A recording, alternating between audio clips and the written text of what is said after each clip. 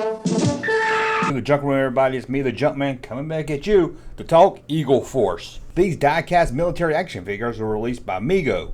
This was the early 80s, and Mego, like other toy companies, knew that Hasbro was about to re-release G.I. Joe in a new, smaller format. And Mego didn't want to be left out of the game, so they released this military line, and unlike G.I. Joe, they were metal, die-cast metal. That meant you couldn't throw them upside your sister's head like you could G.I. Joe figures. The story behind Eagle Force? They were an elite United States government counterterrorism task force organized by Special Forces experts. Eagle Force was created to combat Riot, roving international organization of tyranny. Their plan was to take over the world. Who commanded the Eagle Force? Of course, it was Captain Eagle, who wears an eye patch. A diverse cast would make up the entire Eagle Force. They was Big Bro. That sounds kind of racist. The Cat, Hurley, Kalo, Red Wing, Sergeant Brown, Striker, Turk, Wild Bill, Zapper, and a female Goldie Hawk, which you could get with or without lipstick. The evil Riot team was led by General Mamba. Also on the bad team was Baron Venchili, Beta Man, Nemesis, Saboteur the Ninja. Hey, it was the 80s, you had to have a ninja, and Shock Trooper. Mego's Vice President of Research and Development, Bill Barron, came up with a plan for Eagle Force, which he planned to call Screaming Eagles. Comic book writer and artist Paul Kreckner was brought on board in early April 1981 and would sketch up Captain Claw, who later became the captain of the Eagles, Captain Eagle. Before release, there was some changes that needed to be done. The bad guy from Riot, General Mabu, was actually based on an African military dictator, Idi Amin. Hope I pronounced that right. But they was worried about backlash, so they repainted the general to make him a white guy.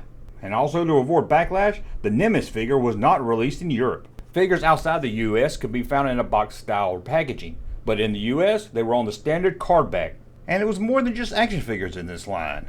There was adventure packs that came with action figures, like the one that came with Red Wing.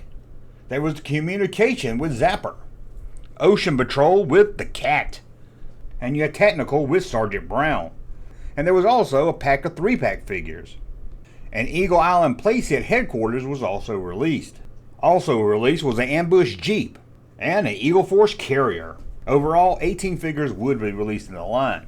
But the line was canceled in 1981 when Mego filed bankruptcy and was closed down. However, Ideal Toys would buy the mold and release the same figures as Strike Force. Today this line is very collectible, with figures on cards selling anywhere between $100 to about $150. And some of them loose could sell for around $40 to $60.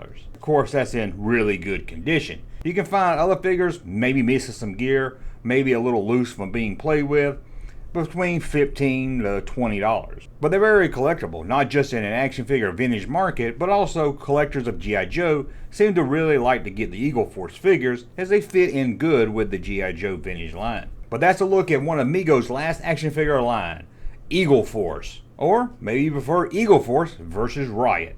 I don't know about you, but I think it's time for an Eagle Force versus Riot movie. I need to see that. Let me know in the comments below. Did you play with Eagle Force? I don't know anyone that did, to be honest with you. I don't even really remember these figures, and I think it's because when they were first released, they were only sold at Target. And in the 80s, I didn't even know what a Target was.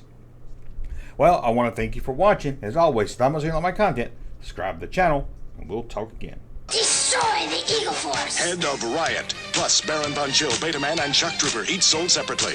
Captain Eagle, KO, Turk, and all Eagle Force figures, each sold separately. By Mego. Hey, Junkman channel popping though.